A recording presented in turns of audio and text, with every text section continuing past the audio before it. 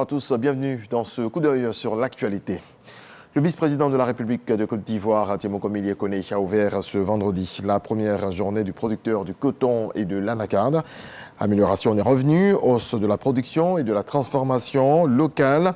Les acteurs saluent les réformes qui ont abouti à ces acquis. Voilà, qui débouchent sur une hausse du prix Borchamp de la noix de cajou. Mama Traoré.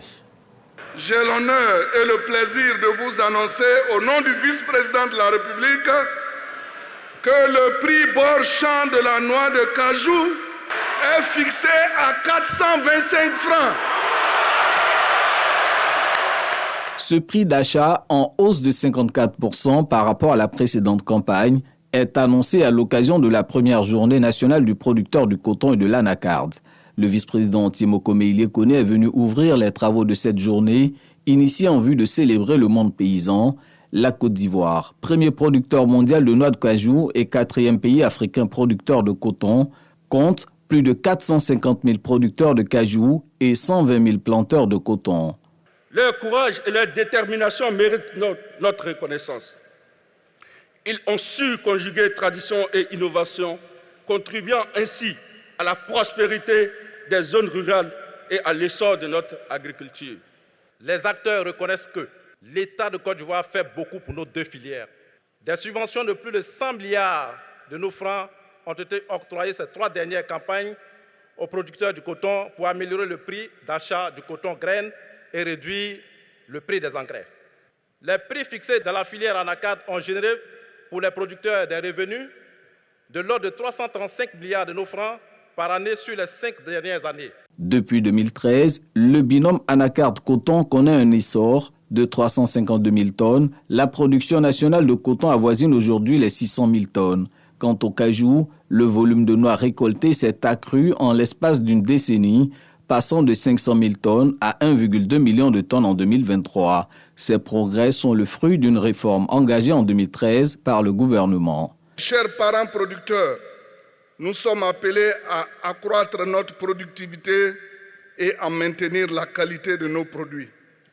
Excellence, Monsieur le vice-président de la République, je puis vous assurer que le président de la République, son Excellence, Monsieur Alassane Ouattara et son gouvernement demeurent aux côtés des producteurs dans cette quête de l'excellence, car c'est ensemble, en conjuguant nos efforts et notre détermination, que nous parviendrons à propulser notre agriculture vers un avenir encore plus prospère et durable. Assurant les producteurs du soutien de l'État, le vice-président Tiemoco Mélié les engage à relever les défis liés à la durabilité des deux filières.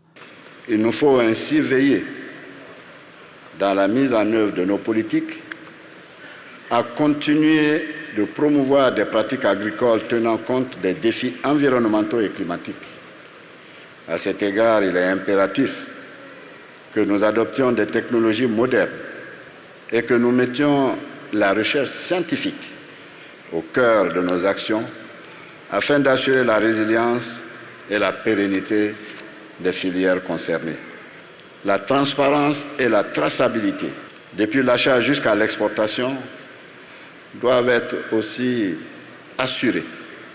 Et les réformes stratégiques initiées par le gouvernement doivent être mises en œuvre avec efficacité et rigueur. Rigueur et surtout vigilance face à l'exportation illégale des produits. La traque est d'actualité. Ces pratiques illicites compromettent la transparence et privent les filières de ressources importantes.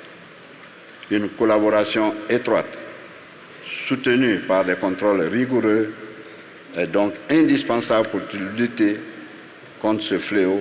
Outre la célébration des meilleurs acteurs, le défi d'améliorer le niveau de transformation des deux produits de rente va également meubler cette première journée nationale du producteur du coton et de l'anacarde. L'objectif visé est de hisser le taux de transformation du cajou, actuellement de 30%, à 50% d'ici 2030. Dans le reste de l'actualité, en bref et en image, au Sénégal, le député de l'opposition Farba Ngom, proche de l'ancien président Macky Sall, pourrait bientôt perdre son immunité parlementaire pour répondre aux questions de la justice. Une commission chargée d'étudier la demande de levée d'immunité parlementaire a été adoptée par les députés de l'Assemblée nationale ce vendredi. À l'origine de la procédure, le parquet financier qui a ouvert une enquête sur des transactions suspectes pour un montant de 125 milliards de francs CFA, transactions auxquelles le député de l'ancienne majorité présidentielle, Farba Ngom, serait mêlé. Et puis au Moyen-Orient, Israël va libérer 737 prisonniers palestiniens en échange de celles de premiers otages israéliens lors de la première phase de l'accord de trêve dans la bande de Gaza approuvé ce samedi par le gouvernement israélien. Parmi les prisonniers appelés à être libérés se trouve Zakaria Zubeidi, responsable de plusieurs attentats contre des civils israéliens et ex-leader des brigades des martyrs d'Alaska, la branche armée du parti Fatah qui s'était évadée d'une prison israélienne en 2021. L'actualité revient à 13h. Merci à vous tous de nous avoir suivis.